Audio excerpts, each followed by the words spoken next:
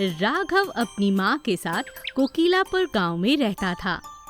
माँ, मैं भेड़ें चराने जा रहा हूँ। ठीक है बेटा। राघव घास के मैदान में भेड़ों को चरने के लिए छोड़ देता है और खुद सो जाता है। जब वो जागता है तो उसे अपनी भेड़ों को गिनने पर एक भेड़ गायब मिलती है। अरे, एक भेड़ कहाँ गई? राघव भेड़ के पैरों के निशानों का पीछा करता है और जंगल तक पहुंच जाता है। वहां जाकर वो देखता है कि भेड़ एक बाबा के पास खड़ी है। बेटा, इधर आओ। तुम तो बिल्कुल अपने पिताजी की तरह दिखते हो। आप कौन हैं और मेरे पिताजी को कैसे जानते हैं? मुझे उनका चेहरा बिल्कुल याद नहीं। वो तो मर चुके हैं। नहीं बेटा, वो मरे नहीं। वो तो अपनी गरीबी मिटाने यहाँ से दूर हीरों की तलाश हीरापुर गए हैं।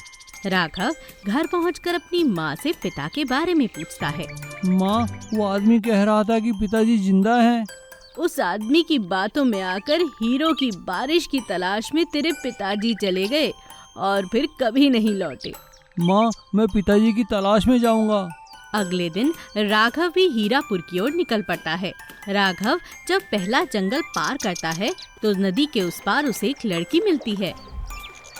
क्या तुम भी हीरापुर जा रही हो? हाँ, मेरे पिताजी बीमार हैं। उनके इलाज के लिए बहुत पैसों की जरूरत है। दोनों नदी में कूद जाते हैं और नदी में एक मगरमच्छ लड़की को पकड़ लेता है। राघव चाकू से मगर को मार देता है और लड़की को बचा लेता है। मेरी जान बचाने के लिए आपका बहुत बहुत शुक्रिया। रास्ते में एक अजगर राघव के शरीर को चिपट जाता है और ज्योति उसे बचाती है। वो दोनों आगे बढ़ते हैं। सामने उन्हें एक आदमी मिला। वो आदमी उनके पास आया और कहने लगा, लगता है तुम दोनों भी हीरो की तलाश में आए हो। क्या नाम है तुम्हारा? राघव। राघव, मेरे बच्चे, मैं ही तुम्हारा पिता हूँ। दोनों गले मिलते हैं। अगले दिन गांव में हीरों की बारिश होती है। सभी लोग ढेर सारे हीरे जमा कर लेते हैं और अपने गांव लौट जाते हैं। राघव की माँ अपने पति से मिलकर बहुत खुश होती है। ज्योति अपने पिता का इलाज करवा लेती है। राघव और ज्योति की शादी हो जाती है और दोनों खुशहाल जीवन जीने लगते हैं। एक गांव में निशा नाम की एक खूबसूरत लड़की रहती थी। वो बहुत प्यारी थी, खूबसूरत थी और शैतान भी। एक दिन उसकी माँ उससे कहती है, तेरी शादी एक चितकबरे से हो गई तो सोच क्या होगा? माँ, मुझे तो एक सुंदर नौजवान चाहिए। मैं किसी ऐसे वैसे लड़के से शादी करने वाली नहीं। निशा को अपनी खूबसूरती पर बहुत नाज था। एक दिन रसोई घर में काम करते वक्त निशा का पैर फिसल जाता है और पतीले में पड़ा गर्म दूध उसके चेहरे पर गिर जाता है। बहुत इलाज कराने के बावजूद निशा का चेहरा बहुत अजीब हो जाता है, जगह जगह से जल जाता है। अब मुझसे कौन शादी करेगा माँ? मेरा चेहरा बुरी तरह जल चुका है। मैं जीना नहीं चाहती माँ। निशा बहुत उदास हो जाती है। उसके घर के सभी सदस्य उदास रहने लगते हैं। एक दिन निशा नदी में छलांग लगाने के लिए चली जाती है। वहाँ उसे एक साधु बाबा तपस्या करते हुए दिखते हैं और उसे रोक लेते हैं। पर बाबा, मैं जीना नहीं चाहती। मेरा चेहरा देखकर कोई मुझसे शादी नहीं करेगा। सुनो बेटी, प्रेम रूप पर निर्भर नहीं होता। अगर प्रेम रूप पर निर्भर है तो रूप खत्म होते ही प्रेम भी खत्म हो जाता है। ये प्रेम असली प्रेम नहीं होता। ये बड़ी बड़ी बातें मैं नहीं समझती। मुझे बस मेरा चेहरा ठीक चाहिए। क्या आप मेरी मदद कर सकते हैं? साधु बाबा निशा को एक जादुई आईना देते हैं। ठीक है बच्चा, ये लो शीशा। इस शीशे से तुम जो मर्जी रूप धारण कर सकती हो। सच? निशा आईना लेकर घर पहुंचती है। कुछ दिनों में उसका चेहरा पहले से भी ज्यादा खूबसूरत हो जाता है। अरे वाह जादुई आईने, तूने तो मुझे पहले से भी ज्यादा खूबसूरत बना दिया। एक अच्छे लड़के से निशा की शादी हो जाती है। शादी के बाद अचानक एक बीमारी के कारण निशा का चेहरा पीला पड़ जाता है। उसके चेहरे पर बड़े बड़े फोड़े और फुंसियां निकल आते हैं। उसकी खूबसूरती चली जाती है। यह सब देखकर अब उसे कोई पसंद नहीं करता। उसका पति अब उसे पहले की तरह चाहता भी नहीं। ये फिर से क्या हो गया मेरे चेहरे को? जादुई आईने, मेरी मदद करो, मुझे पहले जैसा खूबसूरत बना दो। आईना कुछ ही दिनों में फिर से निशा को खूबसूरत बना देता है। उसका पति फिर से उसे चाहने लगता है, लेकिन यह सब देखकर निशा को निराशा होती है।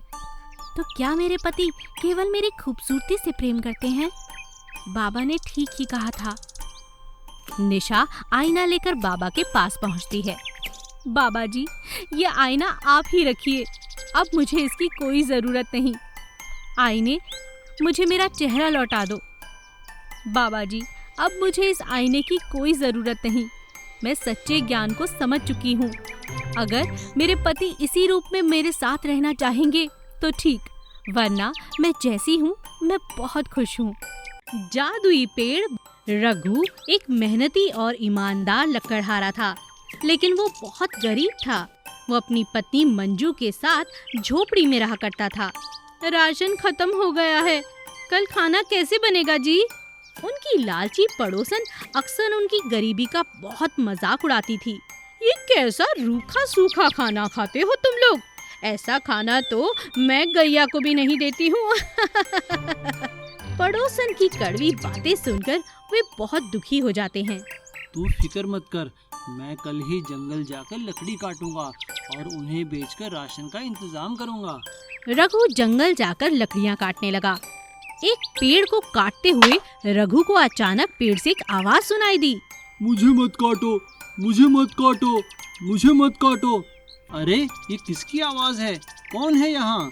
मैं हूँ, तुम्हारे सामने खड़ा पेड़। पेड़ को बोलता हुआ देख वो हैरान रह जाता है। अरे तुम कैसे बोल सकते हो? मैं एक जादुई पेड़ हूँ, मैं तुम्हारी हर जरूरत पूरी करूँगा। तुम्हें जो चाहिए मैं वो दूंगा, मुझे मत काटो। रघु उसे बताता है कि उसे अनाज चाहिए और अचानक उसके सामने पेड़ बहुत सा अनाज रख देता है। गेहूँ, चावल, दाल और हर चीज वहाँ आ जाती है। ये सब देख रघु बहुत खुश हो जाता है। महीने भर का राशन देख मंजू बहुत खुश हो जाती है। तभी पड़ोसन वहाँ आती है और इतना सारा राशन देखकर हैरान रह जाती है। हाँ, इतना सारा राशन इन गरीबों के पास कैसे आया? अगले दिन पड़ोसन उनके घर आती है। कल मेरे बेटे का जन्मदिन है, आप लोग जरूर आना, लेकिन जरा अच्छे से सज कर आना। कितनी बेइज्जती की बात है, कल हमें इनके यहाँ दावत पर जाना है, लेकिन मेरे पास तो अच्छे कपड़े तक नहीं। रघु पेड़ के पास जाता है और कुछ नए जेवर और कपड़े लेकर मंजू के पास आता है। अरे वाह, सच में ये तो बहुत सुंदर कपड़े हैं। मंजू खुश हो जाती है और तैयार होकर जन्मदिन पर जाती है। यहाँ पड़ोसन को बहुत जलन होती है। अरे इतने गरीब, खाने को पैसे नहीं और सोने के जेवर और कपड़े पहन कर आई है, वो भी बिल्कुल नए। जरूर दाल में कुछ काला है। अचानक ये गरीब इतने अमीर कैसे हो गए? मंजू की पड़ोसन अब दिन रात रघु और मंजू पर नजर रखने लगती है। एक दिन जब रघु जंगल की तरफ जाता है तो वो उसका पीछा करती है और ये देखती है कि रोज पेड़ से ही रघु कुछ न कुछ लेकर आता है। अच्छा, ये बात है, तब तो इस पेड़ से मैं भी कुछ मांग लेती हूँ। लालची पड़ोसन पेड़ के पास जाती है। अरे ओ जादुई पेड़, मुझे 9 लक्खा हार दे दो। पेड़ उसे हार देता भी है, लेकिन गले में हार आते ही वो 7 सांप बन जाते हैं। अरे अरे, ये क्या? बचाओ बचाओ बचाओ, कोई है? रघु रघु।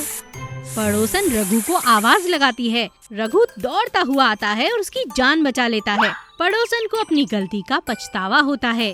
वो रघु का धन्यवाद करती है और उसके बाद रघु और उसकी पत्नी खुशी खुशी रहने लगते हैं। जादुई पेड़ हमेशा के लिए रघु की मदद करता रहता है। बत्तख के सोने के अंडे। धनिया एक मछुआरा था। वह रोज मछलियाँ पकड़ता और अपना गुजारा करता। एक दिन मछलियाँ पकड़ते हुए उसने देखा कि एक बत्तख बहुत परेशान है। तुम मुझे काफी उदास और परेशान लग रही हो, भला क्या बात है? हाँ, मैं परेशान हूँ और इसका कारण तुम हो। क्या? मैं? हाँ, तुम रोज यहाँ आते हो, मछलियाँ पकड़कर ले जाते हो, कभी मेरी तरफ ध्यान नहीं देते। तुम एक अच्छे व्यक्ति हो, मैं तुमसे दोस्ती करना चाहती हूँ, मगर तुम सारा ध्यान मछलियों पर रखते हो। मुझे लगता है तुम बहुत मतलबी हो। तुम्हें इन्हें मारकर बेचना अच्छा लगता है क्योंकि तुम्हें उससे धन मिलता है। तुम्हें दोस्त बनाने में कोई दिलचस्पी नहीं। ऐसा नहीं है। तुम अगर सच में मुझसे दोस्ती करना चाहती हो तो मुझे तुम्हारी दोस्ती मंजूर है। अरे तुम तो मुझे बड़ी प्यारी लगती हो, पर क्या करूं, मेरे पास धन नहीं है और पैसे कमाने के लिए मुझे ये काम करना पड़ता है। बत्तख मुस्कुराती है और धनिया के साथ दोस्ती कर लेती है। अगले दिन धनिया फिर दोबारा मछलियाँ पकड़ने आता है। उस दिन वो बहुत परेशान था। क्या हुआ? आज तो तुम बहुत परेशान लग रहे हो। हाँ, मैं परेशान हूँ। मेरी माँ बहुत बीमार है और जानती हो मेरी छोटी बहन की शादी होने वाली है, मगर मेरे पास बिल्कुल पैसे नहीं। इतने कम पैसों में मैं घर चलाऊं, शादी करूं या अपनी माँ की दवाई लाऊं, मुझे कुछ समझ नहीं आ रहा। ये लो। बत्तख के पास बड़े बड़े 2 सोने के अंडे थे। उसने वो अंडे धनिया को दे दिए। अरे ये क्या, सोने के अंडे? ये तुम्हारे पास कैसे आए? ये मेरे अंडे हैं। क्या तुम जानते हो, मेरे पास हर साल कई सोने के अंडे होते हैं जो मैं जब चाहूँ जिसे चाहूँ दे सकती हूँ।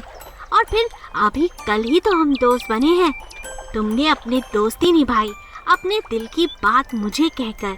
इसी तरह मैं भी अपनी दोस्ती निभा रही हूँ तुम्हारी मदद करके। ये अंडे तुम्हारे बहुत काम आएंगे। मैं ये अंडे नहीं ले सकता। मैं दोस्ती को इस्तेमाल नहीं कर सकता।